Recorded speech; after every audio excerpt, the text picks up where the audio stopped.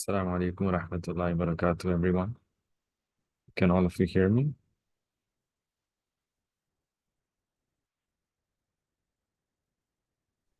अस्सलाम वालेकुम जी हजरत Assalamualaikum, I can hear you. वालेकुम सलाम।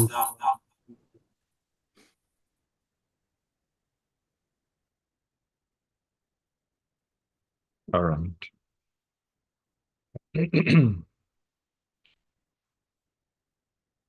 Alhamdulillahi wa kafa wa salamun ala ibadihi alladhina istafa amma ba'd.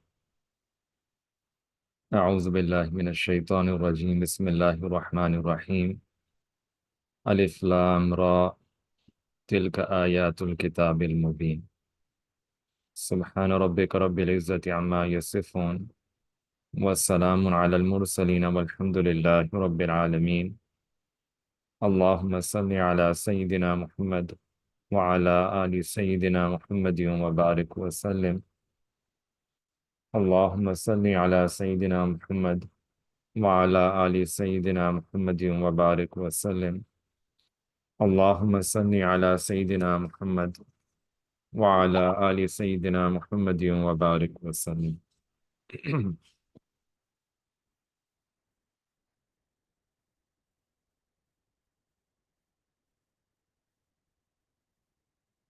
So Alhamdulillah, we begin by welcoming all of you to this class, and we welcome our new students and the returning students. This, as all of you know, is class of Tafsir, and inshallah we will be beginning with Surah Yusuf, which is considered to be one of the most beautiful surahs in the Quran. In fact, Allah subhanahu wa ta'ala himself mentions in this surah that this is the most beautiful story in the Quran. Hasan al-Qasas. So, inshallah, we will be beginning with this surah, and there are several benefits and lessons that all of us can take from this surah. So we'll try to, inshallah, read this surah, understand this surah in such a way that we can take practical lessons.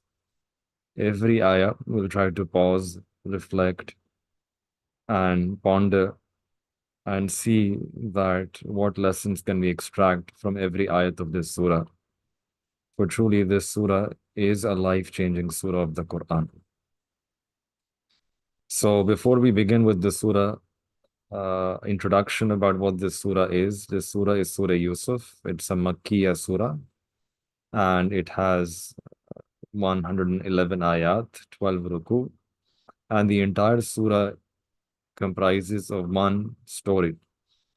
And the whole story comes one place in the Quran. It's not repeated anywhere else. And that is the story of Sayyidina Yusuf alayhi salatu wassalam. Sayyidina Yusuf alayhi salam, most of you would know, his father was Sayyidina Yaqub alayhi salam. Sayyidina Yaqub alayhi salam's father was Sayyidina Ishaq alayhi salam. And Sayyidina Ishaq alayhi salam's father was Sayyidina Ibrahim alayhi salam. So it's a family of Anbiya alayhi salam. And in this surah, Allah subhanahu wa ta'ala gives the story of Sayyidina Yusuf alayhi salam in so much details that the kind of those details which are mentioned here, they're not available with the other people of Kitab. For example, the Christians or the Jews, they don't have so much details about this surah, about this story, the kind of details that we have here in this surah in the Quran. And this is also interesting because the reason, most of you would know that surahs of the Quran, they were revealed in particular occasions. This is known as Asbab-e-Nuzul, the particular event or occasion, the context in which that surah was revealed. And the occasion of revelation for this surah was as follows, that when the Jews, they realized that the last prophet is the Prophet Muhammad Sallallahu Alaihi Wasallam, and the Prophet Sallallahu Alaihi Wasallam will be coming from the descendants will be coming from the progeny of Sayyidina Ismail alayhi salam. So they were upset about that because they themselves were from the progeny of Hazrat Ishaq alayhi salam. And for that reason, they wanted that the last messenger should also come from that lineage, from that progeny. So they started opposing the Prophet ﷺ in one way or the other. And they were scholars nonetheless. And when a scholar starts opposing you, so they will always try to oppose you in some intellectual way, using some intellectual argument against you, trying to put you down. So they would say to the mushrikeen, the idol worshippers in Makkah Mukarramah, that you should ask this last prophet and ask this, ask this. So they would share a whole set of questions that you should ask these questions to your last prophet. And the goal was that if he answers it correctly, then we will remain silent. But if there is a mistake in his answer, then we will use that as a way to negatively stereotype him, do this negative propaganda against him. We'll get an opportunity to slander him. Aliyazu billah. So they sent 3 questions, asked the mushrikeen that they should ask 3 questions to the Prophet sallallahu alaihi wasallam. One question was that who is Zulkarnain? Who is Zulkarnain? And the second question was that what is Ruh? What is the essence, the Hakika, the reality of Ruh? And third question was this, that ask him about the story of Sayyidina Yusuf alayhi salam, that what is that story due to which the Arabs, they were living first in Palestine, in Palestine, and then they migrated to Egypt. So why did they leave Palestine? Why did they leave Palestine and went on to live in Egypt, in Misr? What was that story? What was the motivation behind that hijrah, that move, leaving Palestine? And they thought that no one would be able to answer these questions. It's impossible to answer. And in Quran, Allah subhanahu wa ta'ala revealed the answer to all 3 questions. In fact, the last question, Sayyidina Yusuf alayhi salam, Allah subhanahu wa ta'ala read the entire story as a way to answer that question. So this surah is very comprehensive and very profound in its meaning, in its depth. And for that reason, Allah subhanahu wa ta'ala has called this surah Hasan al-Qasas. It's the best story. And it has something for everyone. It has something for everyone. No matter what your background is, you can find something in the story that you can relate to, that you can derive benefit from.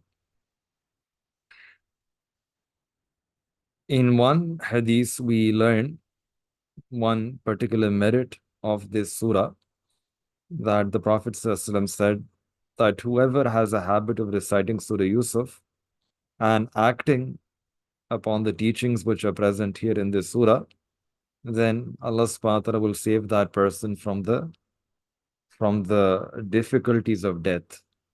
Allah Ta'ala's help will be there at that moment.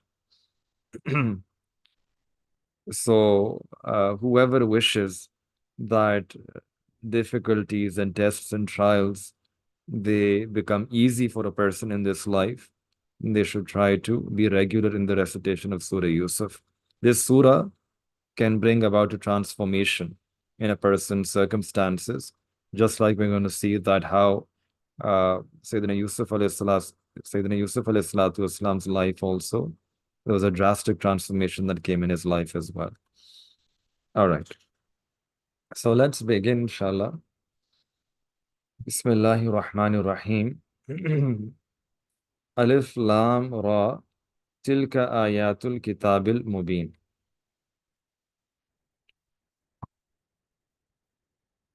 So the surah begins with Alif Lam Ra. These letters are known as Huruf-e Muqatti'at. And Allah subhanahu wa ta'ala knows best what the meaning of these words are. Allah subhanahu wa ta'ala revealed the meaning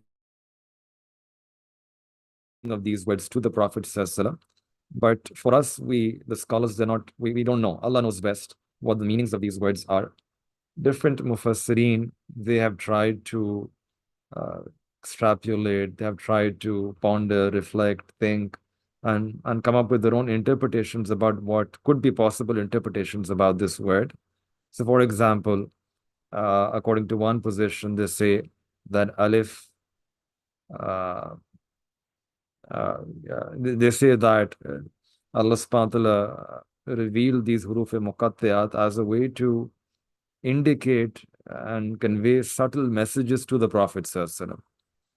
So this is like when you have a lover and a beloved, when you have a relationship of love, you have some secret codes through which you can convey your message so that other person may not know what you're saying. So in a similar way, here Allah subhanahu wa ta'ala conveyed certain messages to the Prophet ﷺ, but others may not be able to find out what those messages were. So we are not going to dwell upon the huruf muqatti'at. After this, Allah subhanahu wa ta'ala says that tilka ayatul kitabil mubin, that these are verses of the enlightening book, or these are the verses of the clear book. So one name for Quran is Kitabul Mubin, that it's a clear book. And why? Because it clarifies halal and haram. It clarifies impermissible from the permissible, clarifies the ahkam, the commands of Allah, the boundaries which are set by Allah subhanahu wa ta'ala. And also by the clarity that Quran gives us, by the clarity that is there in the Quran itself, it brings clarity to a person's perspective on life as well. People who are confused, who have ambiguities, who are skeptical, if they really read Quran with trying to find out the truth, with sincerity, they're searching, seeking out the truth, then Quran is mubin. It's a book of clarity. It's a book that can bring clarity to your life, can bring clarity to the big questions, answers to the big questions in life. Like for example, why am I here? What's the purpose of my life? What will happen when I pass away? How am I supposed to live my life? So ultimate questions of life, a person gets clarity if they read Quran with sincerity, with that talab, with that desire that they're searching for the truth. And also in this story, in this surah, Allah subhanahu wa ta'ala has really opened up the story of Sayyidina Yusuf alayhi salam and mentioned a lot of details with clarity. So in that sense also, the surah begins with this sifat, with this attribute that this is a clear book. Inna anzalnahu Qur'anan Arabiyyan la'allakum ta'qilun. We have sent it down, and we have sent the Quran down. One of the names of Quran, there are several names of the Quran. For example, Tabarak allazi nazzal al-Furqan. Furqan means that kitab that distinguishes between truth and falsehood, does farak between haq and batil. That's one name. Yasin wal Quran al Hakim. Hakim, like a book of wisdom. That's another name. Bal huwa Quranum Majid. Majid is also one attribute of the Quran.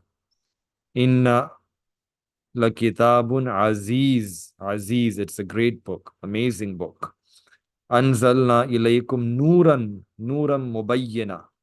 Nur is also light, illumination, radiation, radiance. That's another word which is used for the Quran. And then sometimes the word Quran itself is used, like here in this ayah. Inna anzalnahu Quran.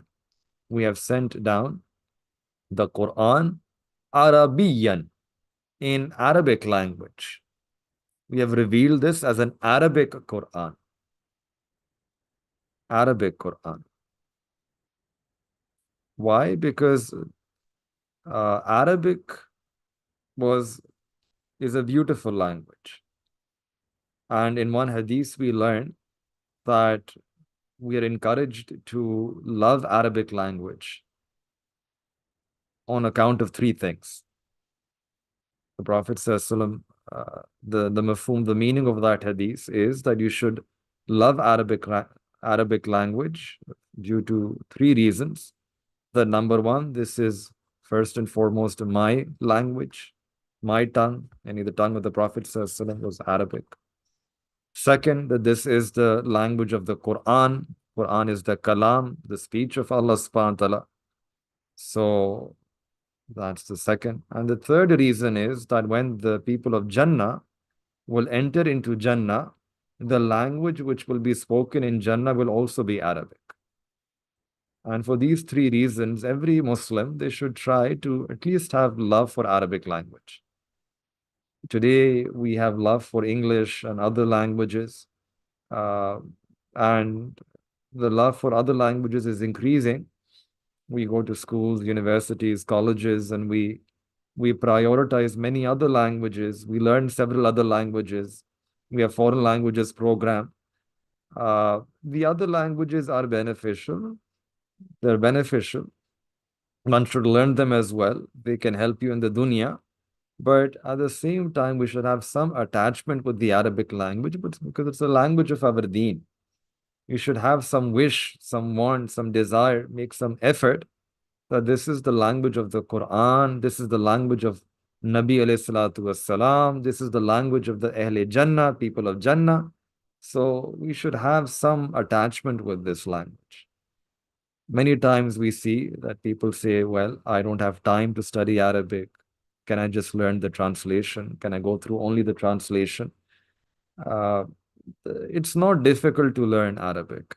It's not that difficult. It's not. One should not be worried about this or scared about learning. It's actually quite an easy language.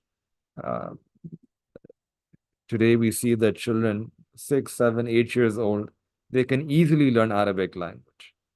In fact, they can learn languages much difficult than Arabic.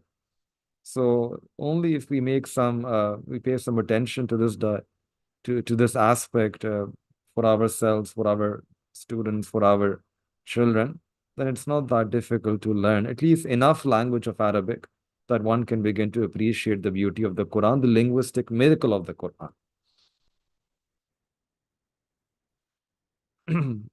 لَعَلَّكُمْ تَعْقِلُونَ, so that you may understand. Allah subhanahu wa ta'ala revealed Quran in Arabic language for the people there. Their language was Arabic, in their own language, so that they could understand the Quran. And this is so beautiful about the deen of Islam, that Islam wants you to use your akal. Ta'aqilun comes from the word akal, your intellect, your ability to reason, reflect. Islam is not saying that ignore your akal, don't use your mind, just put it in one place. No. In fact, all the things that we have in the deen of Islam, those things are understandable by someone who uses the reason. They are, you can understand them. A rational person who's using his rationality, they can come to believe in those things. And that is the reason why this deen of Islam is the deen of fitrah. It's human primordial nature. This is our primordiality, our human nature. It's based on fitrah. It's the deen of fitrah, our nature. But yes, what is important here is that akal has to be pure akal. Akal is salim, akal which is not tainted by sin, not tainted by other atheistic, agnostic ideologies. If the akal is tainted, then it can take a person in the opposite direction. However, on the other hand, if the akal is pure, untainted, then a person can use that to attain a very deep, profound understanding of the deen of Islam. And that's why the deen of Islam is not saying to anyone that just close your eyes, live in a cave, go in a mountain, and don't look around you. But you go through the whole Quran and you'll find that so many places Allah subhanahu wa ta'ala says that open your eyes and look around you. Look at the mountains. Unzuru, alam tara. Don't you see? Don't you observe? Don't you reflect? La'alakum ta'qilun. Aren't you using your akal? Aren't you using your mind? So the command that Allah is giving throughout in the Quran is that open your eyes, look around you, reason, reflect. All of this is the creation of Allah subhanahu wa ta'ala. All of these are signs, pointers towards Allah subhanahu wa ta'ala. You reflect and ponder and try to find the wisdom and then use it as a way to connect back to Allah subhanahu wa ta'ala.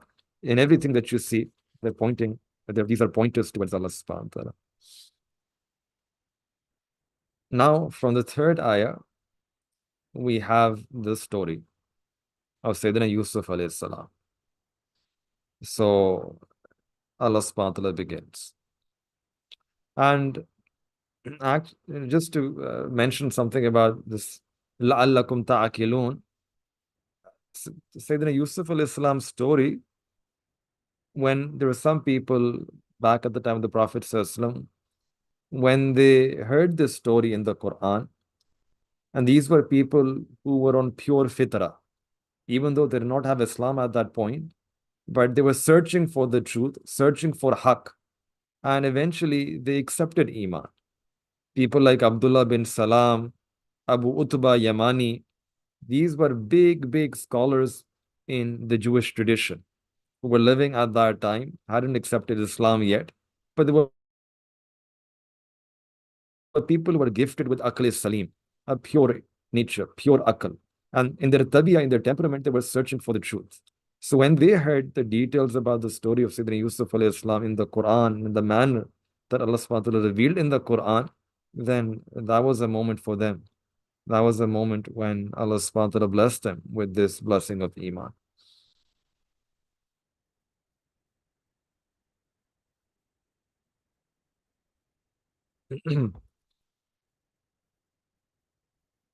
نحن نقص عليك أحسن القصص. That by revealing this Quran to you, we now hereby narrate to you the best of stories. We narrate to you a most beautiful story in the Quran. This word ahsan means the most beautiful. And Allah subhanahu wa ta'ala has used the word ahsan for several things in the Quran. For example, Quran itself is called ahsanul hadith. That it's the best of speech. Quran, truly, it's the best of speech. It's comprehensive advice, counsel, guidance, has everything.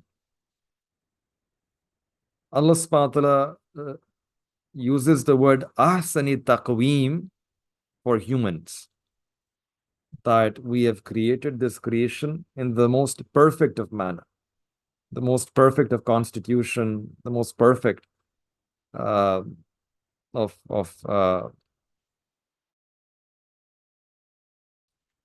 the limbs, the proportion, all of that is most beautiful. لَقَدْ خَلَقْنَا الْإِنسَانَ فِي أَحْسَنِ تَقْوِيمٍ. Similarly, the deen of Islam is also called Ahsan. It's the most beautiful deen. And then here, Allah subhanahu wa ta'ala refers to the story of Sayyidina Yusuf alayhi salam as also Ahsan al-Qasas, the best of stories. Now, why is this? Why is Allah subhanahu wa ta'ala calling the story the best of stories? So the Mufassirin, the Quran commentators, they have given multiple reasons for this. So for example, they say that Sayyidina Yusuf alayhi salam himself was the most beautiful, was Hasan. So since this is a story of the most beautiful, Allah subhanahu wa ta'ala called this story Ahsan al-Qasas, the most beautiful story. Or another way to explain is that this story is presented in a complete manner. This is perhaps the only story in the Quran which comes in such a complete manner, in such a kamil, perfect way. And that is why Allah subhanahu wa ta'ala is calling this Ahsan al-Qasas. And then another beautiful way to understand is that within the story itself, there are topics which are all encompassing. Inshallah, we're going to look at those topics as we go through the surah bit by bit, ayah by ayah. You will see that in this story, there are topics pertaining to dunya, any pure dunya, and topics pertaining to deen. There are topics pertaining to government, governance, ruling, the relationship between those who are ruling and those who are ruled. There are pointers in this surah about economics and economic strategies and economic initiatives and economy of a particular country and ways in which a person can bring about economic prosperity. There are pointers in this story about how to live peacefully and happily in a society with people around you. How can you have a peaceful and a prosperous society and societal relations? In this story, there are lessons for how a person can attain taqwa, the importance of taqwa, being mindful of Allah, prioritizing taqwa and trying to leave sin and please Allah subhanahu wa ta'ala. In this story, there's a story about the Anbiya alayhi salam. So not just Sayyidina Yusuf alayhi salam, but also in parallel, we have the story of Sayyidina Yaqub alayhi salam as well. In this story, we have stories of izzat, that Allah honoring a particular individual,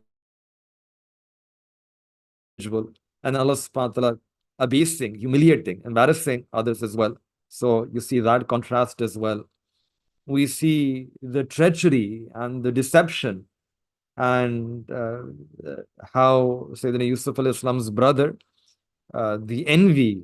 So this, which is again a very natural emotion that many people have, that you see someone get a blessing, you feel jealous about it. And then you want to be deceptive, you try to delude and deceive the other person. So this aspect of humanity, which is the bad, the evil side, that is also highlighted here in this surah. And then the flip side, the piety and the God consciousness and mindfulness of Allah subhanahu wa ta'ala, these sifat, these qualities that you find in those who are righteous and pious, that is also highlighted here in this surah. So because and there's so many other topics, since this surah encompasses such a diverse range of topics from all aspects and facets of life, so truly, for that reason, we can say that this story is Ahsan al-Qasas. It's the best of stories. نحن نقص عليك أحسن القصص بما أوحينا إليك هذا القرآن. So by revealing this Quran to you, we hereby narrate to you the best of stories. وَإِن كُنْتَ مِنْ قَبْلِهِ لَمِنَ الْغَافِلِينَ. While before this, yani before the revelation of this surah, you were among those who were unaware. You were unaware, you were heedless. Another meaning of ghafla is to be absent-minded.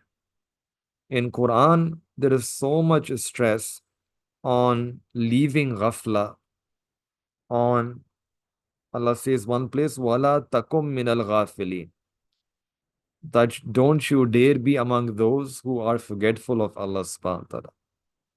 The flip side of ghafla is remembrance of Allah, is zikr. And so many places in the Quran, Allah subhanahu wa ta'ala emphasizes that believers are those, true believers are those who remember Allah subhanahu wa ta'ala abundantly. So from here we learn that when a person becomes heedless of Allah subhanahu wa ta'ala, then that is when a person slips into sin. They slip and then they become distant and away and further away from Allah subhanahu wa ta'ala. And on the other hand, the remedy for ghafla is to remember Allah subhanahu wa ta'ala and do so abundantly. All right. إذ قال يوسف لأبيه يا أبتي.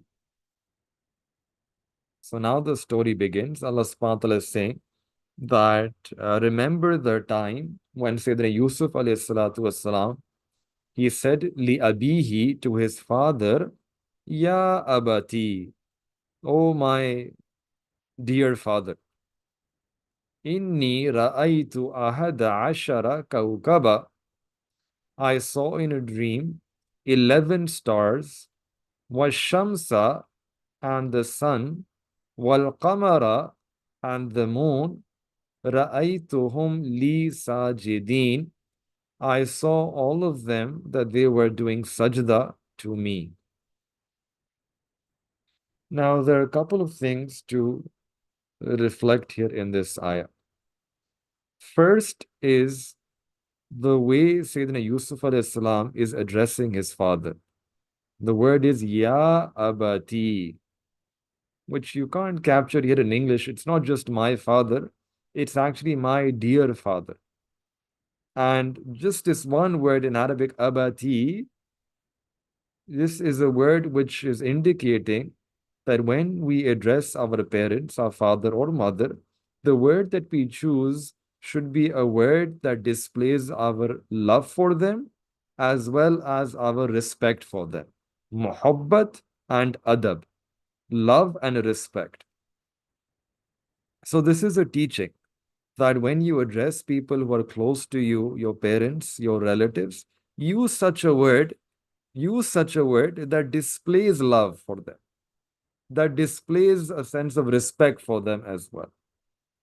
So this is a teaching of this ayah, that whatever close relatives and family relationships that you have, they should be an expression of love.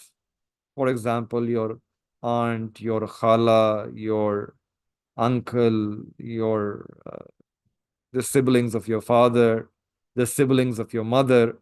They're your close. They're older than you. You related to them. Your family bonds with them. The Deen of Islam wants and loves that when you address them, when you call upon them, express your love for them. Use a word which expresses love for them as well as respect for them. So that's why here the word Ya Abati. So, for example, in some cultures, people call their father as Abu. Abu is a nice word. Abu, father. Abu has adab.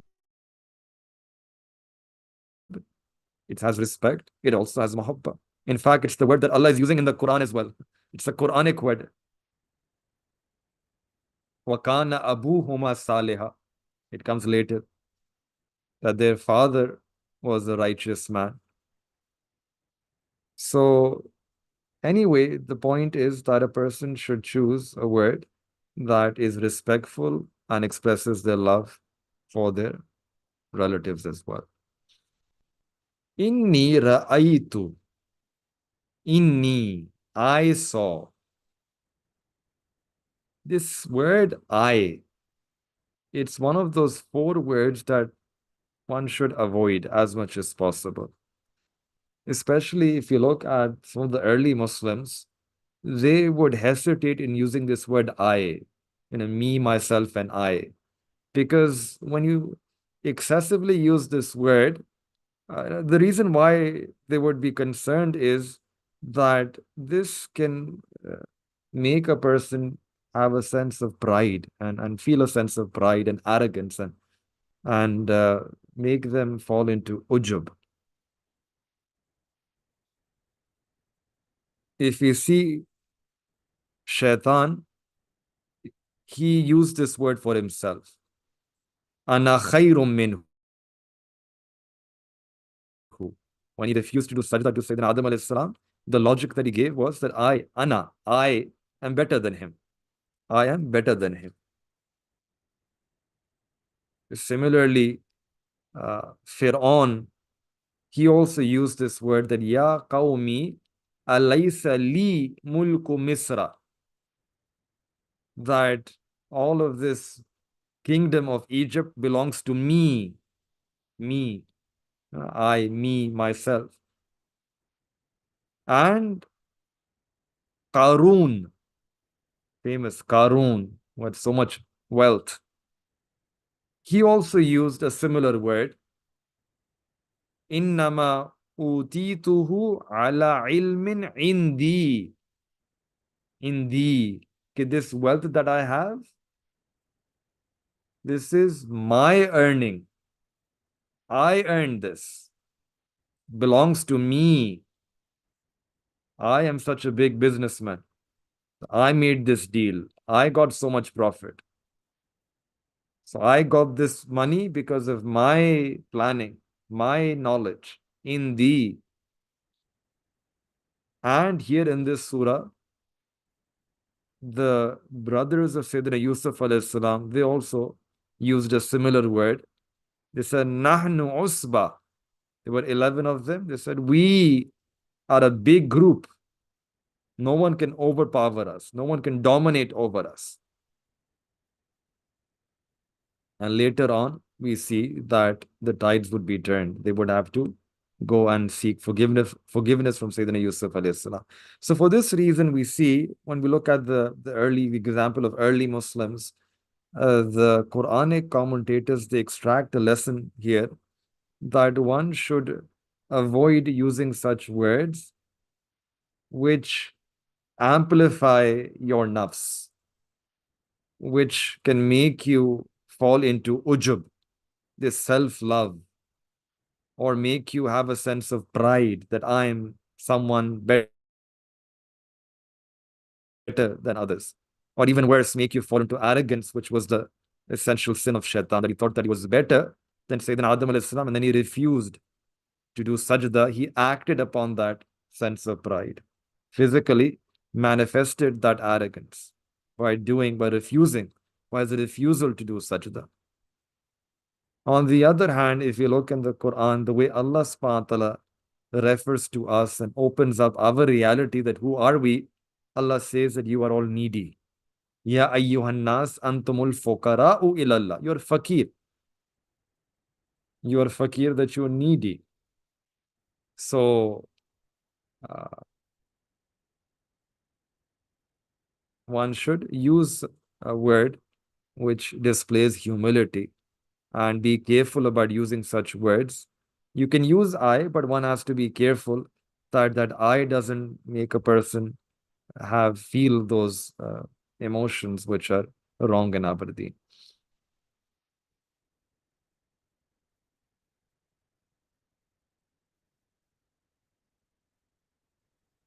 So Sayyidina Yusuf alayhi salam had this dream. Now look, the father, Hazrat Yaqub alayhi salam, the way he replies. Qala, he said, Ya bunayya. Again, Ya bunayya, my dear son. You can see that this is two-way. The children are supposed to address their father, their mother in a loving way, respectful way. And the parents should also address their children in a loving way. Ya bunayya, my beloved son, my dear son, my precious son, my loving son. La taqsus ru'yaka ala ikhwatika. Do not relate your dream to your brothers. Now, this is an important sentence here. First thing is that dream interpretation is a science in itself. Not everyone can interpret a dream.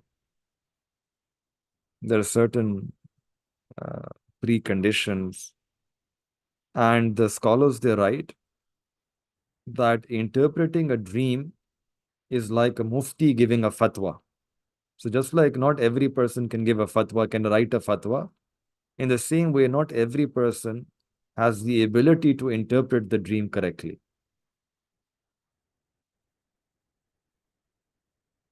Yes, if you read the interpretation in a particular book, or you heard that interpretation from a scholar, and then you're just narrating and you're relating it forward to someone else, that's separate. But one should know that this is a particular, specific, specialized science, interpreting dream. It's not the task of everyone. So Allah subhanahu wa ta'ala had blessed Sayyidina Yusuf alayhi salam with this ilm of interpreting dreams. And then this ilm was also given to this ummah of Nabi alayhi salatu wasalam as well. And certain individuals, if you look at the Muslim history, the history of this ummah, there are names of people who were blessed with this ilm. For example, Ibn Sirin rahmatullah alayh was a scholar whom Allah subhanahu wa ta'ala blessed him. Allah ta'ala blessed him with this ilm of dream interpretation. He wrote a book called Ta'bir al-Ru'ya, and in that book he has given very interesting, very amazing, very you might even say shocking interpretations of some of the dreams, because apparently if you see a dream, you might see something in appearance, but the interpretation might be very different. So it's not always easy that you see something and it's clear. Sometimes the interpretation can be completely different. I'll give you one example. That a person came to Ibn Sirin rahmatullah alayh and said, Hazrat, I saw a dream, and in that dream, I had a dream, and in that dream I saw fire. And Ibn Sirin rahmatullah alayhi replied and said that you will make a prophet. Some time passed by, another person came and said that, Hazrat, I had a dream and I saw fire. And he replied that you will incur a loss. So there's a student who was present in both those gatherings, and he was surprised that he addressed the teacher and said that one person came, you said you will have a loss. The other person came, you said you had a profit, you will have a profit. And they're both seeing the same thing. Why? Why this difference? And then he explained that the first person, he had a dream during winter season. And if he saw fire, then fire would be a source of benefit for him in winter. So I said that you will have a profit. You will make a profit. And you will gain some happiness in your life. And the other person saw fire in the summers. So during the summers, fire is something which will inconvenience a person further. And hence I said that what your dream means is that you will incur a loss. Now imagine the subtle, the delicacies, the delicate nature of interpretation. That if things like the season in which you see a dream, that also matters, then truly this is such a specialized activity. It's not the task for anyone and everyone. And even if a person has a dream and they have a right dream, then it's not that you see that I will become like the king. It's not that you will open your eyes and next day you will become the king. Even if it's a true dream, it has to go through a process. You will see here that Sayyidina Yusuf alayhi salam had a true dream that his brothers were doing sajda to him later on. But for the dream to be actualized, to become real, look at the whole story. That Sayyidina Yusuf alayhi salam he was thrown inside the well. He was sold in the bazaar of Egypt. He was sold as a slave in the palace. Then he had to go through one test in his life. Then he was put behind bars for several years.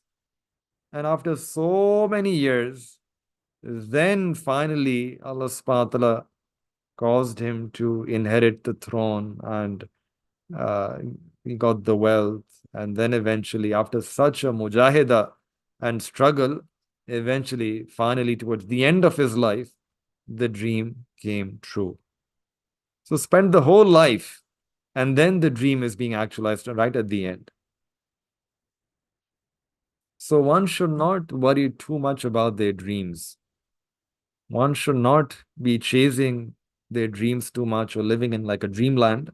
Even if you see a true dream, our Mashaykh, they explain that you should always remember the story of Sayyidina Yusuf alayhi salam. He saw a true dream, but then he had to go through so many tests and trials and difficulties for that dream to be finally actualized in his life later on. But at the same time, we should also remember that there is a concept of true dreams in the Sharia. The three kinds of dreams. First are true dreams which come from Allah subhanahu wa ta'ala.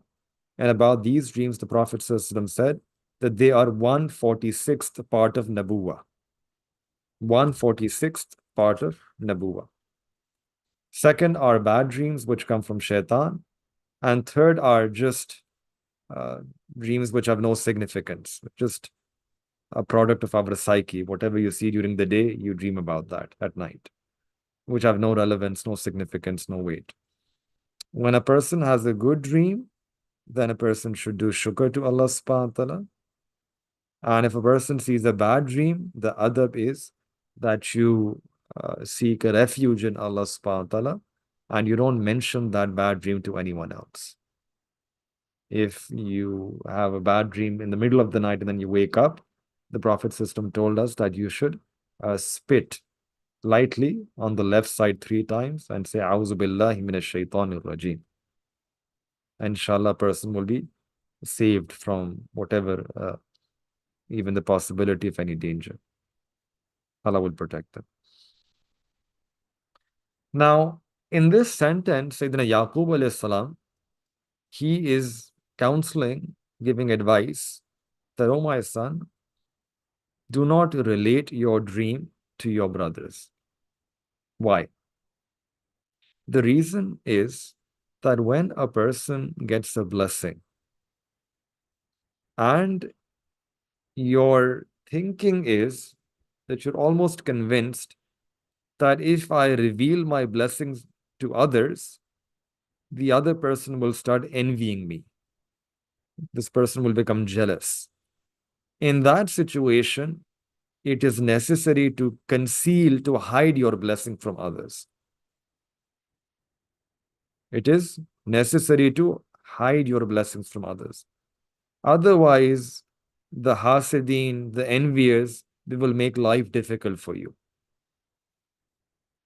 On the other hand, if you are in a situation where the people around you, you are certain about them, or at least you are convinced to a reasonable degree that they will not envy your blessing. They are so close, family, that they will not envy, they will not become jealous. So in that situation then, as tahdis ni'mah, as a way to show gratitude to Allah subhanahu wa ta'ala for the blessing that Allah has given you, then you can reveal that blessings to those people around you. That look, Allah ta'ala did this big favor upon me. Allah ta'ala blessed me with so many things. That you can do, provided that you are sure, you are convinced, reasonably, you are convinced that the others, if they find out about my blessing, they will not become envious and jealous. So in summary, when a person gets any blessing from Allah subhanahu wa ta'ala, there are 2 possibilities. First possibility is that you get a blessing and it's a peaceful environment. People, you are sure that no one will become envious if you reveal your blessing. In that situation, it's better that you reveal your blessing and show your gratitude to Allah subhanahu wa ta'ala in that manner. Second scenario, that you fear that if I reveal my blessing, then people will become envious. That will become a cause of fitna, a test and a trial for me. In that situation, it's necessary to conceal one's blessing. And perhaps in the times that we live in, this is the time when there's so many fitnas. And our environment is such that people's tabiyah and temperament, they're very quick to bounce on others and feel envious and jealous. So perhaps in our time, it might be better that if Allah subhanahu wa ta'ala gives us any blessing, gives you any blessing, then in normal circumstances, a person should not start speaking about that to other people, third person, and just hide it and just be grateful to Allah ta'ala for that. Keep a low profile. Keep a low profile. Not allow other people to harbor sentiments of enmity and jealousy against you. So that is also the context here in this surah. Sayyidina Yaqub alayhi salatu wasalam, he thought that uh, Allah subhanahu wa ta'ala is going to bless Sayyidina Yusuf alayhi salam with a ni'mah, and he wanted that keep a low profile. Don't relate it to your brothers lest they become envious, and lest this might become a fitna for you. It might lead to you going through some test and trial in your life. All right?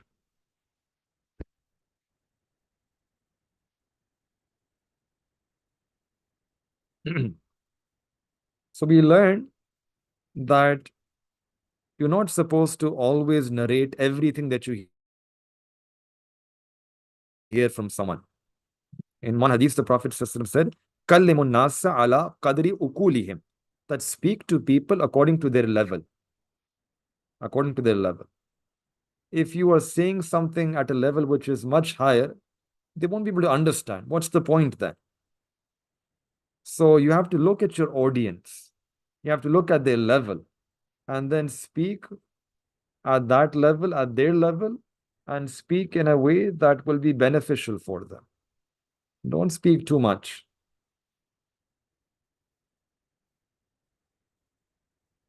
فَيَكِيدُ لَكَ كَيْدًا, lest they should devise a plan against you. But the Yaqub alayhi salam, he told his son, Sayyidina Yusuf alayhi salam, that do not relate your dream, and then also revealed the reason, mentioned the reason. Why? Why am I telling you not to do this? Why am I telling you not to do this? Because I fear that if you do this, if you reveal, then they might plot against you. And that would be putting you in a test. So this is when you reveal, then this can lead to this feeling of envy in the hearts of other people. In Arabic, this is a disease of the heart called hasad. And hasad is one of the major sins of the heart. One of the first sins to be done in the heaven was hasad. Shaitan, he was envious of Sayyidina Adam alayhi salam, and he refused to do sajda. On the face of this earth as well, the first sin that was done by humanity was also hasad. There were two brothers, two sons of Sayyidina Adam alayhi salam, Habil and Qabil. One of them had a wife who was beautiful and more beautiful than the other, and hence the other had envy and jealousy for this nature, and he ended up killing his brother. So for this reason, the Prophet ﷺ has said that wala tahasadu, that don't do hasad. Don't do hasad. And there's another hadith which is really critical for us, for our iman. The Prophet ﷺ said that la yajtami' fi jawfi abdin al-imanu wal-hasad. Two things cannot be combined in the heart of a person, of a servant, iman and hasad. Yani when hasad, when envy, jealousy enters the heart, iman leaves the heart. One cannot have perfect and complete iman along with hasad. Iman begins to dissipate. The freshness, it begins to go away. These two things cannot be combined. So one has to be really careful, be really watchful about the feelings in their heart. If a person senses feelings of hasad, then it means one should be worried about their iman.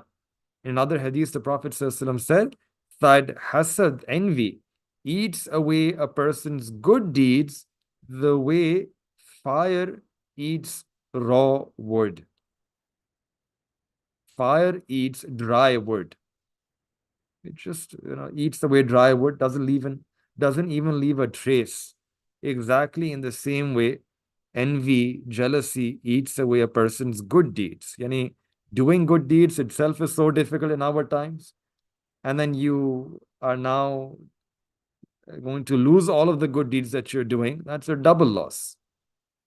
So that is why one should be really careful.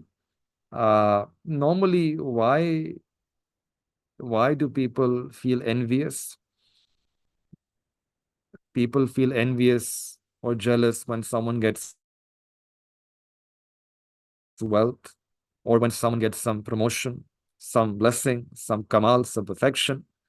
One cure, one way to treat hasad then is to realize that if I am jealous, if someone gets a blessing, and if I am jealous about that, it means that I am unhappy with the distribution of Allah subhanahu wa ta'ala. I'm unhappy with the way Allah subhanahu wa ta'ala has distributed risk among humanity. So in one sense, I'm actually upset with Allah. I'm not upset with that individual. In reality, I'm upset with Allah subhanahu wa ta'ala. That Allah, why did you give this person this? This should be given to me. Now, if you reflect, this is something really serious, very grave, that who are we? That now we become the advisors to Allah? That now we're going to start advising Allah subhanahu wa ta'ala, that Allah, you shouldn't have given this to that person, you should have given that thing to me. I deserve it. That how can a person think like that? That somehow we are now becoming like the advisors of Allah subhanahu wa ta'ala. We're going to advise Allah ta'ala what to do, who to give, who not to give. So this is a mental remedy. That how can I ever be upset with the decree of Allah? Am I at that level? I'm going to advise Allah subhanahu wa ta'ala now? Aliyadu billah? No, I should be razi, be content with the taqseem of Allah. Allah has distributed, Allah has the right to distribute the way He ever wants, to distribute the way, whatever way He wants. So to be razi, to be content with the decree of Allah subhanahu wa ta'ala. This is one cure. And the second treatment for hasad is to always remember that the consequence of hasad is nothing but destruction. Whoever has hasad, you look at the whole history, from the first to the end, will see that the ending has always been a bad ending. Hasad brings a person down. Shaitan was, at that time, before the creation of Sayyidina Adam alayhi salam, he was the most worshipping servant among the jinn, an abid, an alim, a worshipper, knew Allah Ta'ala, had done sajda on practically every place where you could do sajda. So he was one of the greatest of the greats at that time. But then, because of his envy, came crashing down, the lowest of the low, became shaitan.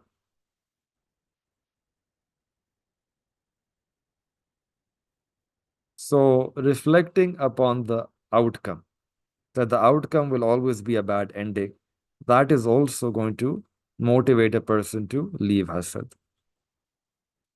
And one practical remedy for hasad, which is really effective but extremely difficult to do, is that whenever a person feels hasad, envy, jealousy for someone, our mashayikh, they teach that you should start making dua for that person.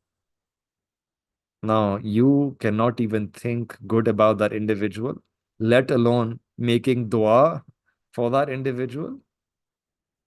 But this is the remedy, that the nafs, your nafs, doesn't want you, is enraged, is angry against that person. But you do the exact opposite of what your nafs wants to do. This is the ilaj, the treatment. That you do the exact opposite of what your nafs wants to do. So your nafs wants to backbite, you start praising that person. Your nafs wants to snatch that blessing away from him, you give that person some gift. Your nafs wants to talk ill of that person in a gathering, you start praising that person in front of other people. Do the exact opposite. Start making dua for that person. Within 3 days, you make dua for that person. Shaykh Ashraf Ali Thanvi rahmatullah in one of his books has mentioned that this is such an effective remedy that whoever makes dua for the person whom they have envy for, within 3 days that envy will go away. Within 3 days. So make dua to Allah Ta'ala for that person, and make not just token duas, make massive duas. Du'as from your heart that Allah give them dunya, Allah give them deen, give them taqwa, give them sunnah, give them jannatul firdaus, Allah make them your beloved, Allah make them such that they're pleasing in your sight. Any massive, the du'as, the likes of which you haven't even made for yourself. Make such du'as for them. And yes, your heart will not be making dua, but just force your tongue. Force your tongue within 3 days. This is going to remove envy from your heart. And one should always realize that this feeling of envy and jealousy that I'm feeling, this is a bad feeling. It's bad. I shouldn't be feeling like this. This is going to corrupt my deen. This is going to bring me down in my deen. This is destructive for me. This is bad. It's dangerous. And the remedy practical is that you make dua for that person. So both things have to be combined. Mental, that you view this to be bad, destructive for your iman. And second, you practically make dua for the other person.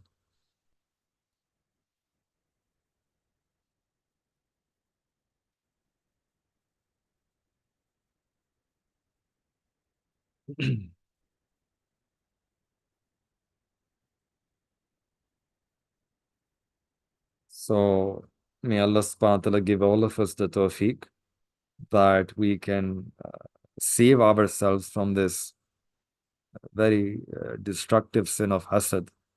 May Allah subhanahu wa ta'ala purify our hearts from all blameworthy qualities and attributes. May Allah subhanahu wa ta'ala make us such that we wish well for others, become well wishers for others. May Allah subhanahu wa ta'ala purify our hearts, grant us qalbi salim and aqli salim. May Allah subhanahu wa ta'ala accept this sitting. And may Allah ta'ala grant all of us the tawfiq and the ability to act on these teachings of our deen and the Quran. Wa akhiru da'wana anil hamdulillahi rabbil alameen. Subhana rabbil al-wahhab. Allahumma salli ala Sayyidina Muhammad wa ala ali Sayyidina Muhammadin wa barik wa sallim. ربنا ظلمنا أنفسنا وإن لم تغفر لنا وترحمنا لنكونن من الخاسرين.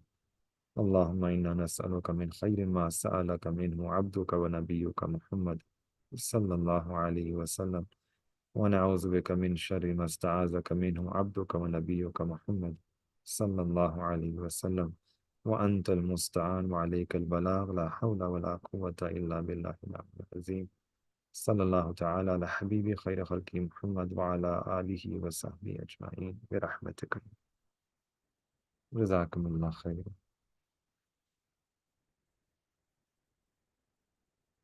Assalamu alaikum wa rahmatullahi wa barakatuh. For the first years, inshallah, we'll take a 5-minute break and then we'll resume with the next class, which is Islamic scholarly tradition, inshallah. Jazakumullah.